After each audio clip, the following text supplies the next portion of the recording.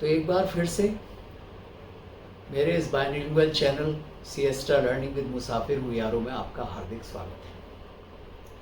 देखिए, कई बार लोग ये पूछते हैं कि हमें अपने लर्निंग टारगेट्स किस प्रकार से सेट करने चाहिए। तो चलिए आज इसी बात पे चर्चा करते हैं और ये देखते हैं कि किस प्रकार से हमारे जो लर्निंग टारगेट्स हैं, may be weekly learning targets या मंथली लर्निंग टारगेट्स, हमारी लर्निंग एबिलिटीज़ को प्रभावित कर रहे हैं। तो देखिए, जब भी आप कभी कोई एक नई चीज़ सीखने की कोशिश करते हैं, एक वीकली टारगेट रखते हैं, मान लीजिए एक संजीदा प्रयास करने का मन बनाते हैं, तो आपको कुछ एंग्जाइटी होती है, एक घबराहट मिश्रित आशंका जो इस बात से पैदा होती है कि भाई हमारा इंटेंशन तो अच्छा है, हम कोशिश तो कर रहे हैं, पर क्या हम सफल होंगे। अब देखिए, अगर आपका टारगेट या आपका जो लर्निंग टारगेट या लर्निंग गोल है आपके एबिलिटीज़ के अनुपात में बहुत ज़्यादा बड़ा है, यानी चैलेंज बहुत बड़ा है, बहुत डिफ़िकल्ट है, तो क्या होगा, आपको बहुत ज़्यादा एंग्जाइटी होगी और वो एंग्जाइटी आपको लर्निंग करने में आपके बाधा बनेगी, सीखने में बाधा बनेगी। अब इसके विपरीत मान लीजिए जो कुछ भी आप सीखने की कोशिश कर रहे हैं वो बहुत आसान है आपके लिए।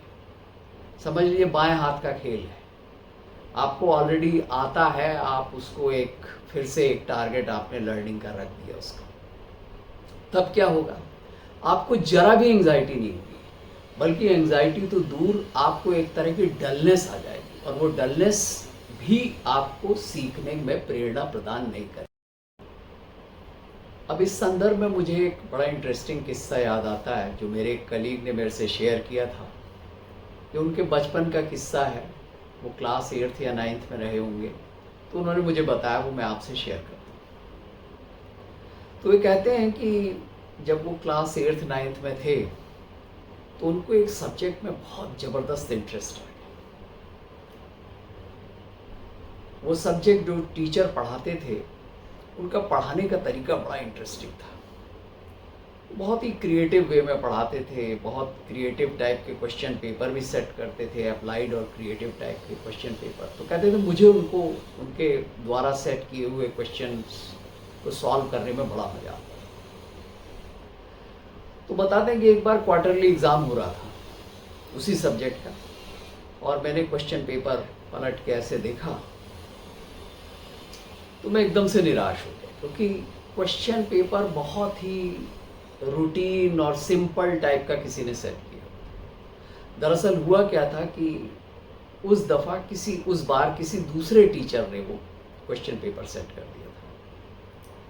तो कह रहे हैं मैंने उस क्वेश्चन पेपर को 1-2 बार पलट के देखा और फिर वो मुझे इतना सिंपल और रूटीन लगा, और मैंने अपना हाथ ऐसे सिर डेस्क में रख दिया, और चांस की बात है कि मुझे नींद आ गई और मैं 30-40 मिनट तक सोता रहा।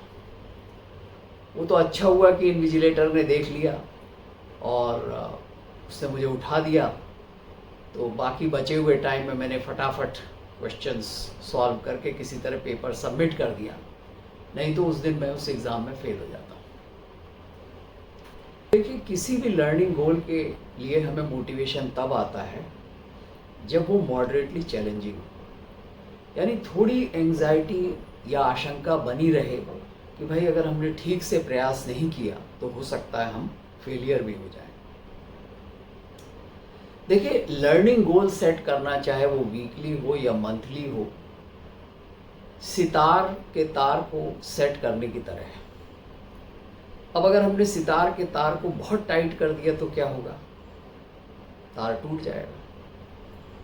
और अगर हमने सितार के तार को बहुत ढीला टाइट किया तो क्या होगा, म्यूज़िक नहीं आएगा ठीक से। तो अगर आपको प्रॉपर म्यूज़िक चाहिए तो आपके सितार के तारों को बहुत एप्रोप्रिएटली ट्यून करना होता है, न ज़्यादा ढीला न ज़्यादा टाइट। उसी प्रकार से अगर आप अपनी लर्निंग में रिदम चाहते हैं तो आपके जो लर्निंग गोल्स हैं उनको आपको बहुत अप्रोप्रिएटली सेट करने की ज़रूरत होती है, न ज़्यादा टाइट न ज़्यादा ढीला। यानी आपके जो लर्निंग गोल्स होते हैं वो मॉडरेटली चैलेंजिंग होने चाहिए। तो आपके अंदर एक एडवेंचर वाली फीलिंग आनी चाहिए। और जैसे एक फिल्म में गब्बर सिंह कहता है ना, अब आएगा खेल का मज़ा। तो जब आपके लर्निंग टारगेट्स इस तरीके से सेट होंगे, तब आपका अनकॉन्शियस माइंड कहेगा कि अब आएगा सीखने का मज़ा। तो देखिए, जब हम अपने लिए वीक दर वीक, हफ्ते दर हफ्ते ऐसे लर्निंग गोल सेट करते हैं जो मॉडरेटली चैलेंजिंग हो और उनको हम लगातार अचीव करते जाते हैं, तो होता क्या है, हमारी लर्निंग एबिलिटीज़ का विकास हो जाता है, हमें धीरे धीरे कॉन्फिडेंस हो जाता है अपनी एबिलिटी में। और सबसे बड़ी बात क्या है कि हमें लर्निंग प्रोसेस में आनंद आने लगता है और हम मन ही मन कहने लग जाते हैं, अब आएगा लर्निंग का मज़ा। तो चलिए, आज के इस वीडियो में इतना ही। इससे रिलेटेड आपके कोई भी क्वेरीज़ हो, कोई आपका अनुभव हो, तो काइंडली ज़रूर शेयर कीजिएगा। इस चैनल को सब्सक्राइब कीजिएगा। धन्यवाद।